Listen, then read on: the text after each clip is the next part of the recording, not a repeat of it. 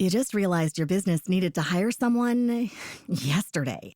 How can you find amazing candidates fast? Easy. Just use Indeed. Stop struggling to get your job post seen on other job sites. With Indeed sponsored jobs, your post jumps to the top of the page for your relevant candidates, so you can reach the people you want faster. According to Indeed data, sponsored jobs posted directly on Indeed have 45% more applications than non-sponsored jobs. Don't wait any longer. Speed up your hiring right now with Indeed. And listeners of this show will get a $75 sponsored job credit to get your jobs more visibility at Indeed.com/kidsandfamily. Just go to Indeed.com/kidsandfamily right now and support our show by saying you heard about Indeed on this podcast. Terms and conditions apply. Hiring? Indeed is all you need. Are you ready to learn the 3 secrets to launching a successful podcast? Hi, I'm Bill, a recent client of the Podcast Mogul. If you've been thinking about starting a podcast but aren't sure where to begin, he's got you covered.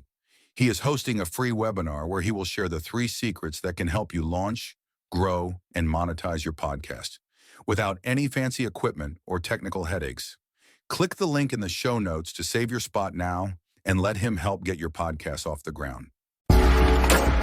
Welcome to Invest in Yourself, the Digital Entrepreneur Podcast. Join the podcast mogul Phil Better as he interviews successful entrepreneurs that make their living in the digital world. Now, let's join your host, Phil Better, and his special guest today on Invest in Yourself, the Digital Entrepreneur Podcast. Enlightening episode of Invest in Yourself, the Digital Entrepreneur Podcast, hosted by myself, Phil Better, the podcast mogul. Today we have a guest whose expertise in finance and property investment is changing lives. Our guest began his journey in the finance and lending industry at the very young age of 19. With a passion for helping people break free from the debt trap, that's a tongue twister, he has dedicated his career to showing others how to leverage property for passive income. As a mortgage broker, property investor, and host of the Debt to Financial Freedom podcast, he offers a wealth of knowledge and practical advice to optimize finances and achieve financial freedom. So listeners, without further ado, let us introduce our guest of the hour, Victor Lagos. Victor, thank you so much for being here. Thanks for having me, Phil. Really happy to be here. When you first reached out, or your team reached out for you to be on the podcast, I was very excited because you're doing something that others aren't doing. You're flipping the script, if you will, on how to create passive income, because most people think they need to have, multiple of websites for that passive income, but you're doing it completely differently. Yeah, well, I mean, property in itself is, I think around the world, most of the wealth is held within property. Uh-huh. But what I found is that most of the know-how is also kept with those that own most of the property. Uh-huh. So I've been on a mission to learn more and more and teach what I learn and learn from others, other professionals, other investors, and I help my clients the best way possible. What made you decide to get into this realm of entrepreneur? Because, mastering property investments and all that, it's a little different than what other people are doing when they're starting their own business or starting their freedom trip. So it's because of my own personal journey. So you mentioned earlier that I have a podcast called Debt to Financial Freedom.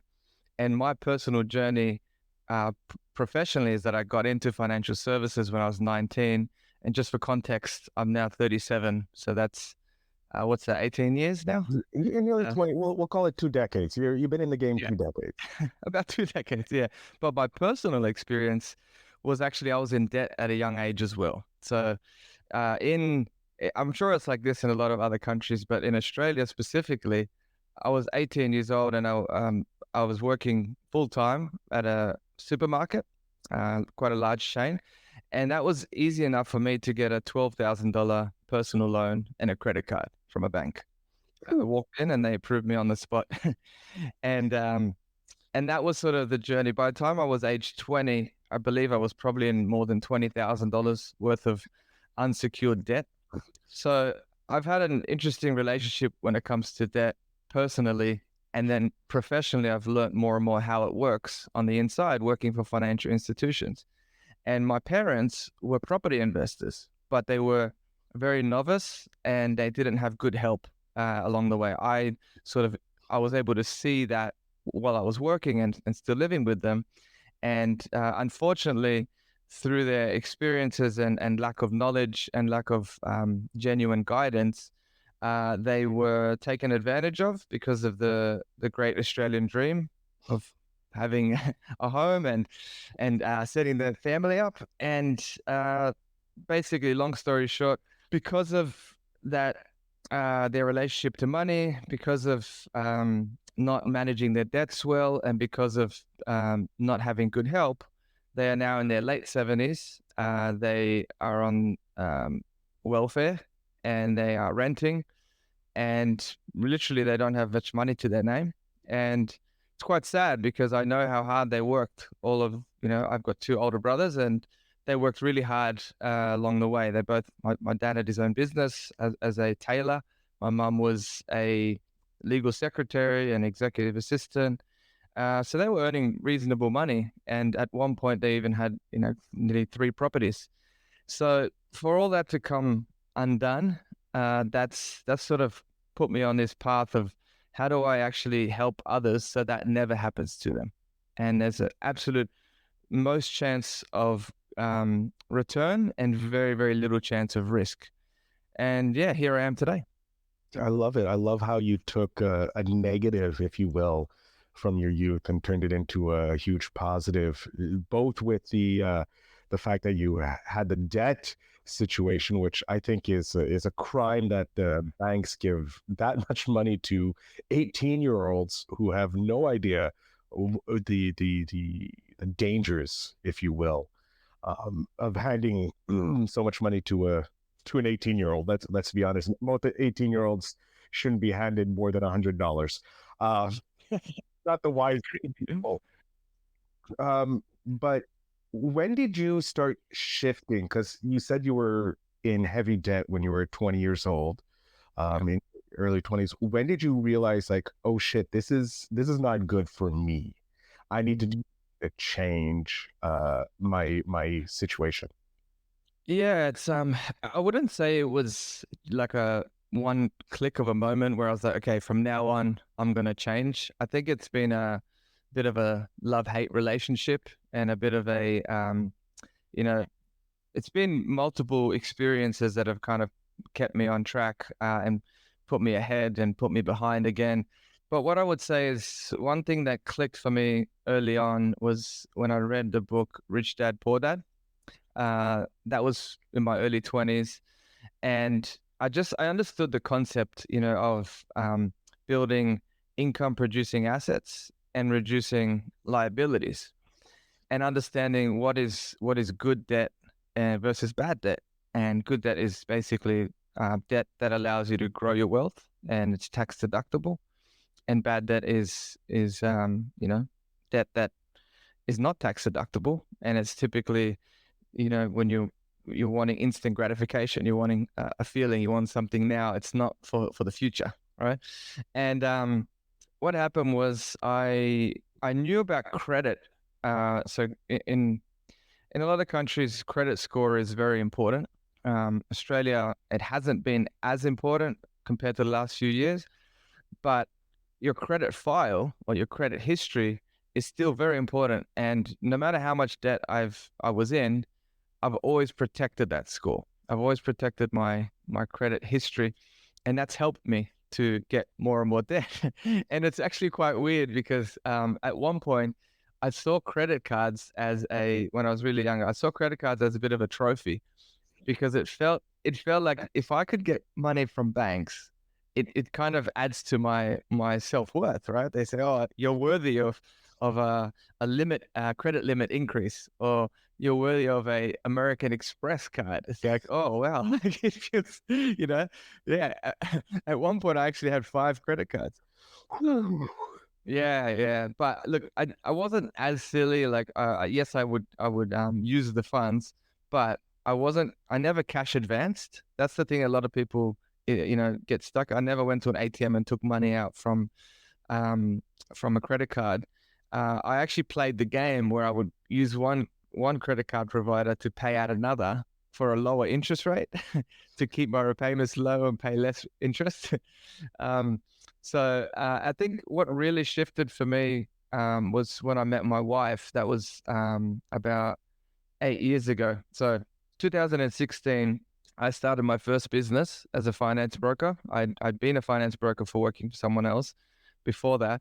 And I actually was able to start that business with debt. I got a startup business loan from a bank, and I actually I put together a business plan, but I didn't really know what I was doing, right? I was, I didn't have any experience running a business, and I wasn't the best with money. So I was using the debt to fund that business, which is fair. That's what you do with a startup business loan. But it didn't take me long where I accumulated more outgoings than incoming. So essentially I was at a point where my debt ran out and I didn't have enough clients to come through the door.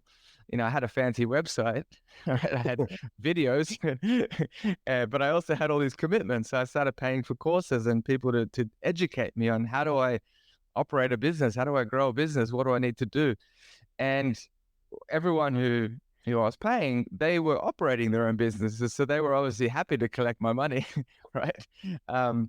So, that was big learning for me. But when I actually had to shut that business down because I wasn't able to continue. I needed to pay for rent and things with my wife. And that's really what shifted for me, is because I had a bit of a rock bottom. We had a rock bottom to an extent where we didn't actually have enough money for rent. And that was the first time it sort of really hit me. And I was like, no, something really has to change here. And what happened was we sat down together. We printed out our transaction histories. We had a joint bank account. For about 3 months, we went to a park. So we got out of our regular environment and all the normal habits that you would do and distractions. And we brought a piece of paper and a highlighter, and we started highlighting every single expense that we had and categorizing it to understand, like, where is our money going? How much do we actually spend? And we started to stick to a budget, but a budget that wasn't restricting us. I heard of the concept of bucketing your money into different buckets, essentially. And because of my knowledge in finance and understanding how to set up automatic transfers, we really started to change the way we looked at things and started putting money aside for the future. And we started living off of, much less, because we realized we didn't need to actually live off too much. And that changed everything. We were able to save up $100,000. I started working for another mortgage broker. I was on commission, and then I also got a pay increase. And then we bought our first property, and then we bought our second property, and then I started this business, in my current business, in 2022, so 2 years. And now I'm also starting 2 other businesses. So, yeah. Just feel like you didn't have enough on your plate already. You decided to do more.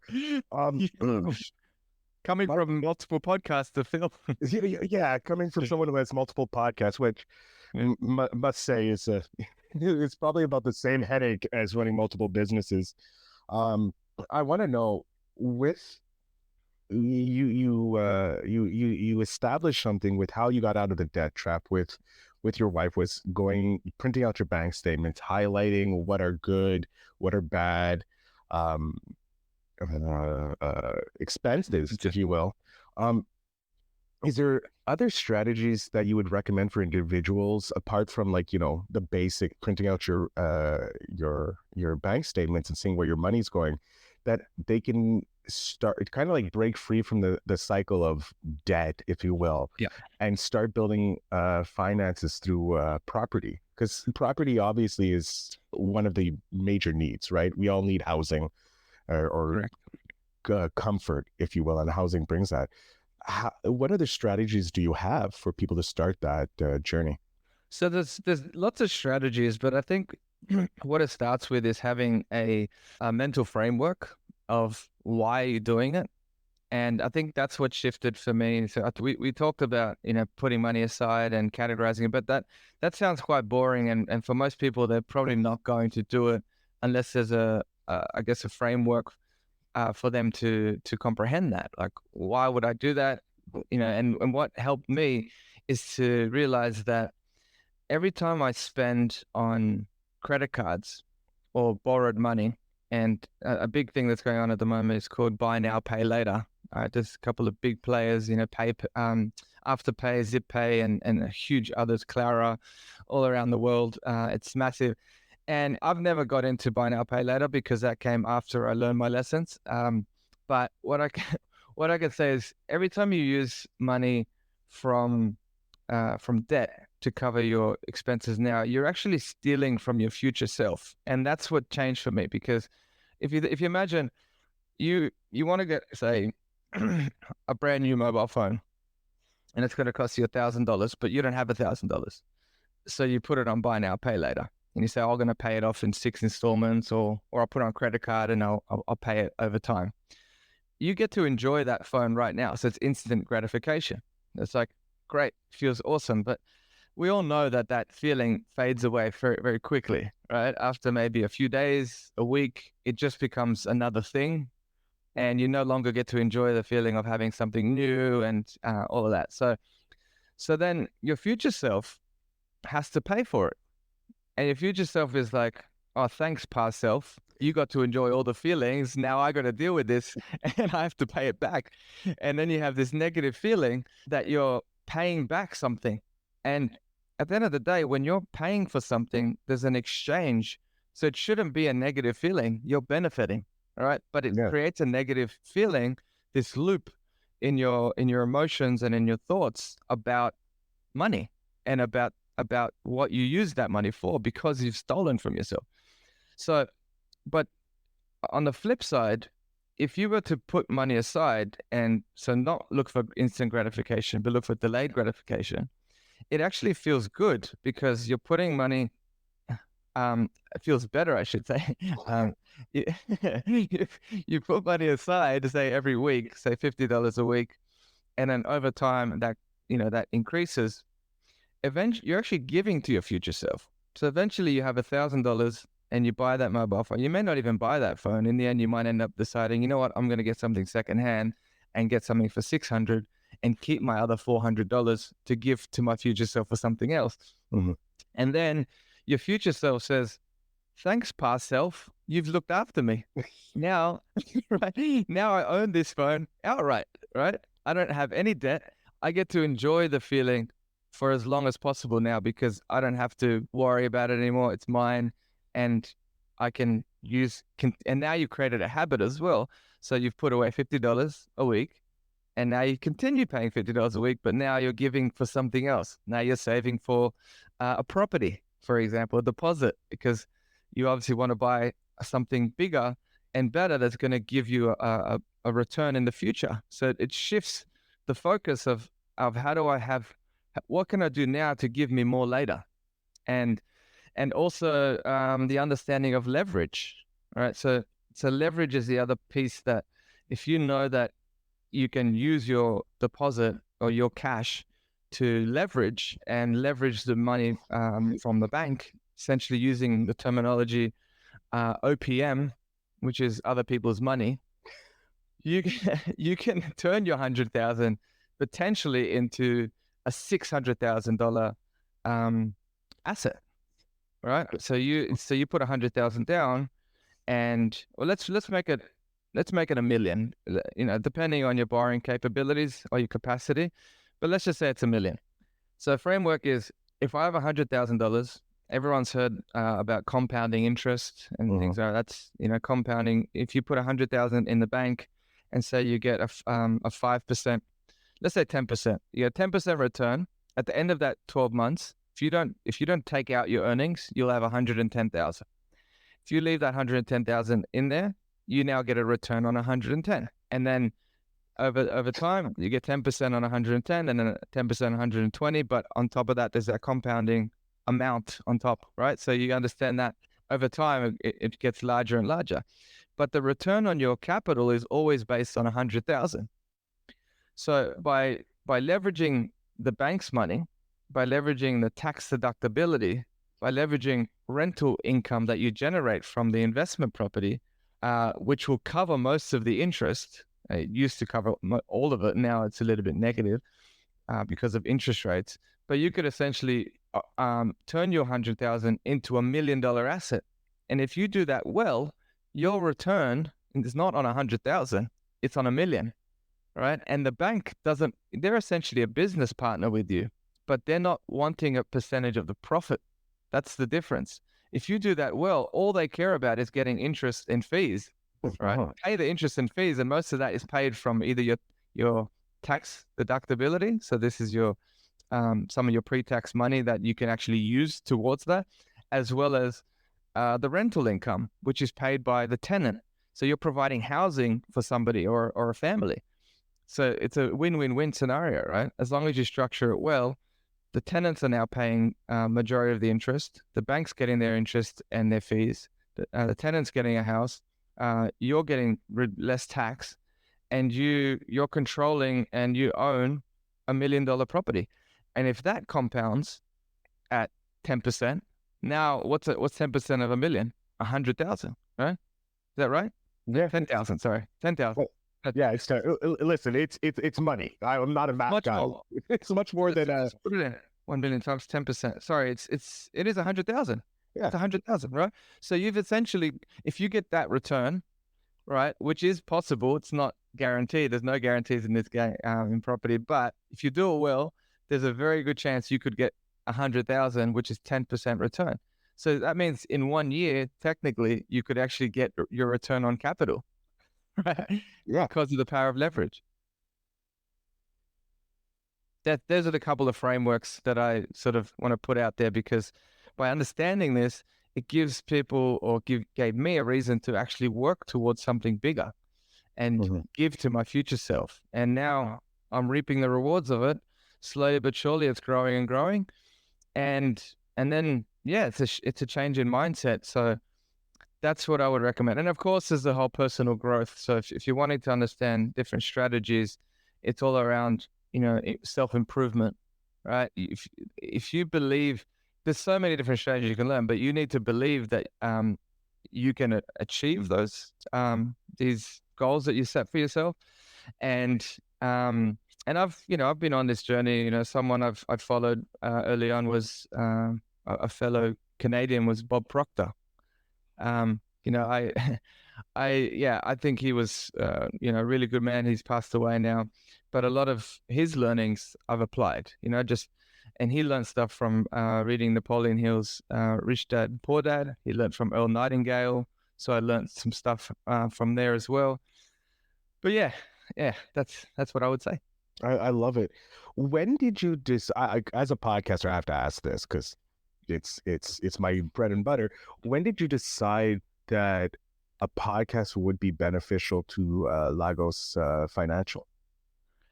So when I started my business in June 2022, I invested straight away into staff, which is sometimes counterintuitive, right? You typically want to have enough clients and enough capital aside. But I had, at that point, I had nearly 5 years experience working for another broker. And I realized that, one, I knew I was good. I had a lot more experience. I knew I was good at what I did. And I knew that I would get a lot of clients. So I wanted to prepare for that. But I also knew that there was there's a couple of fundamentals that you need to have in check for a business. One of them is you need to have basically clients coming through the door, right? That's number one. You need to have a system to market yourself and to sell your services and convert clients. So basically, you need to have that like a machine where clients come to you. And typically that comes from referrals. But because I wasn't able to generate any referrals straight away, because I wasn't able to take any of my past clients. That's what happens. I honored that. I started from scratch. I invested in support, which the next part is having people. You need people to help you. Otherwise, you're doing everything yourself, wearing every single hat. And it's impossible to scale. And if you try to do it reactively, you have less time to hire because you're so busy trying to fulfill.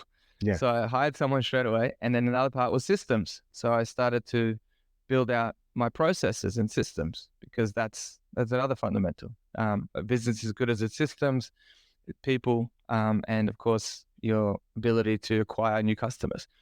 So towards the end of the year, that was probably around October, I was invited to a party, a boat party by one of my referral partners. And I met one of his other referral partners, which is another broker, who's actually he's my business partner now on a new business venture. Yeah. He told me that he had a podcast and that he used this company to do the videography, basically. So I set up a call with them probably about a month later in like November 2022. And it was an investment, right? Like I basically, the structure was, you commit to two episodes a month, and that was $2,000 plus GST, so $2,200, and you record them back to back. And all I have to do is basically invite a guest. This was face to face. This was when I was living in Sydney, and I'd just have to interview them, and they would record everything professionally, and they would do the audio, and they would edit it and put it into small, snippets or shorts.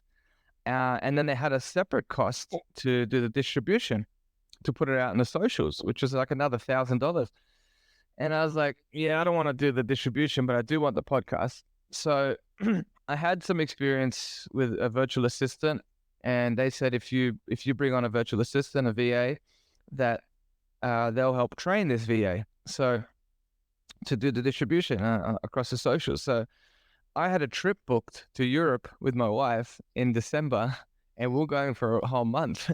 And we recorded 2 episodes in November, and obviously I need to get it out to the to the internet.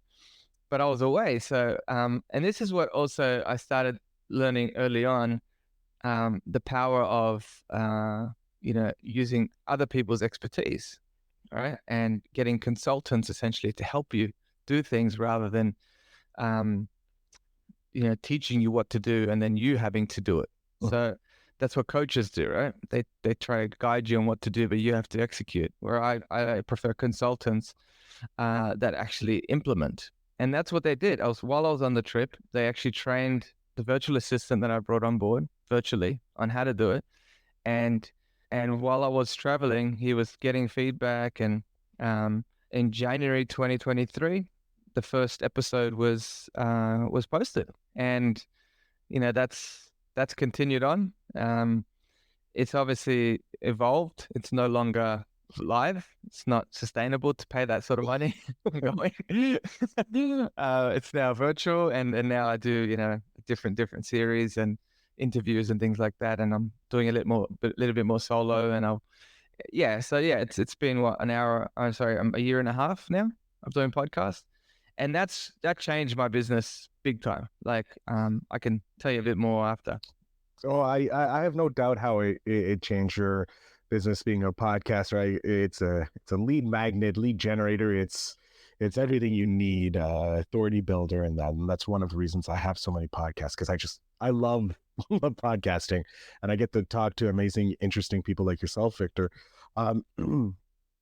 I do have a question, because we are looking at investing in ourselves, and it has been a kind of a theme in your story so far, hiring the right people, knowing the right people to talk to, talking to mentors and that, and Bob Proctor, a huge mentor in the mental mindset game. I'm curious, what you would suggest, what you would view as your most crucial investment in yourself, and something that can help others ensure a long-term success if they look at investing in themselves? Yeah, it's a good question. I think you have to explore your own curiosity, because there's so many different methodologies and different teachers. And, I personally don't like looking at people that consider themselves or put themselves in a guru sort of position, where they want praise. That's something I would probably steer away from. I've never looked up to someone like Grant Cardone. I don't look up to him. There's people even Gary Vee. I know some people really like Gary Vee. So you got to go with people that resonate with your persona and with your values and principles. But that was probably one thing I would say is just follow your curiosity and what resonates. But I think probably the thing when it comes to investing in yourself, for me, it's kind of been not applying what I learn and looking within myself. So when I say looking within, it's like, what does that actually mean? Well, it's actually switching off distractions, right? Putting off social media, putting off TV, you know, anything that's gonna put even like dedicating certain time for yourself. So for me, for example, at the moment it's not even 5 a.m, but sometimes I would be up at this time anyway, and I would sit with myself and meditate, right? And I don't meditate where I try to switch off all my thoughts, right? A lot of people meditate to try to quiet the mind and switch it off.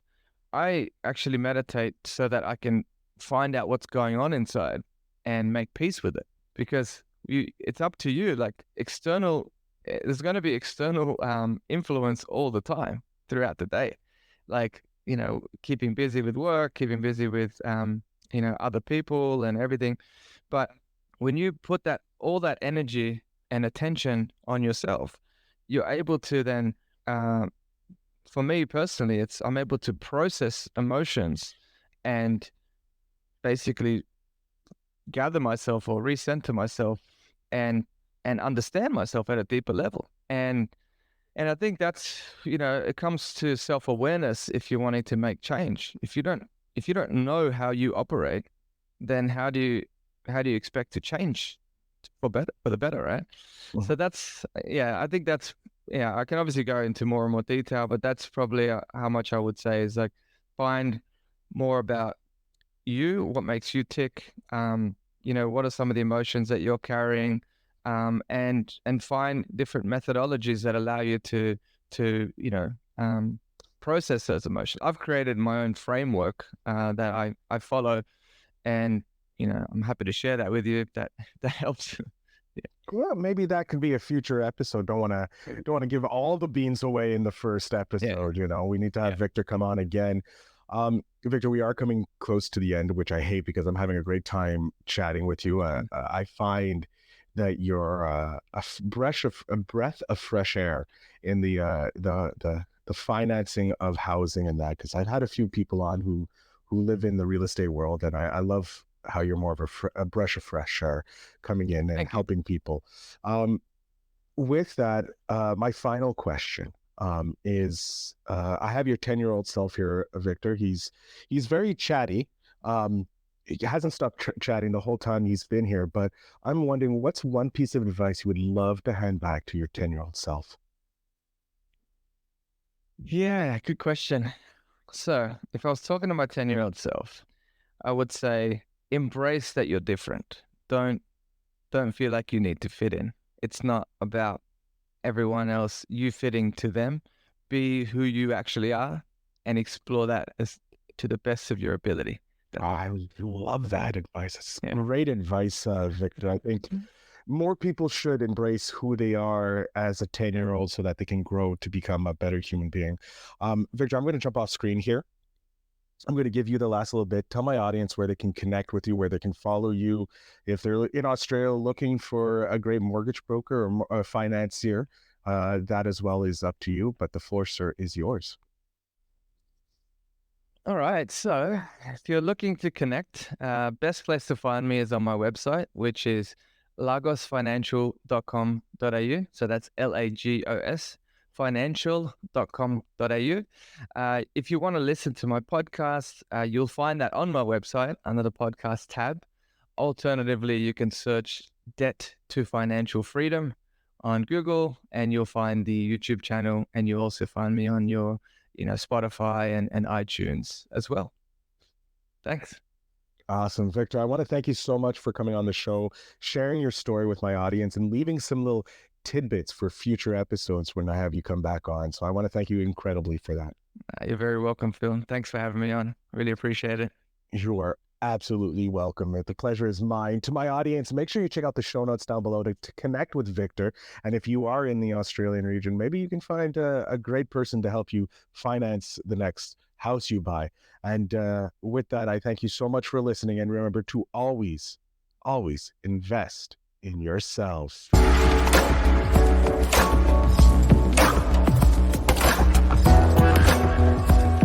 Thanks for tuning in.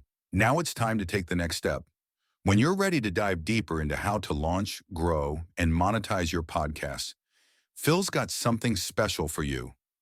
Join him for a free webinar where he'll reveal the 3 secrets that have helped countless entrepreneurs succeed in podcasting. Click the link in the show notes to save your spot, and let's turn your podcasting dreams into reality. You just realized your business needed to hire someone yesterday. How can you find amazing candidates fast? Easy. Just use Indeed. Stop struggling to get your job post seen on other job sites. With Indeed sponsored jobs, your post jumps to the top of the page for your relevant candidates, so you can reach the people you want faster. According to Indeed data, sponsored jobs posted directly on Indeed have 45% more applications than non-sponsored jobs. Don't wait any longer. Speed up your hiring right now with Indeed. And listeners of this show will get a $75 sponsored job credit to get your jobs more visibility at Indeed.com/kidsandfamily. Just go to Indeed.com/kidsandfamily right now and support our show by saying you heard about Indeed on this podcast. Terms and conditions apply. Hiring? Indeed is all you need.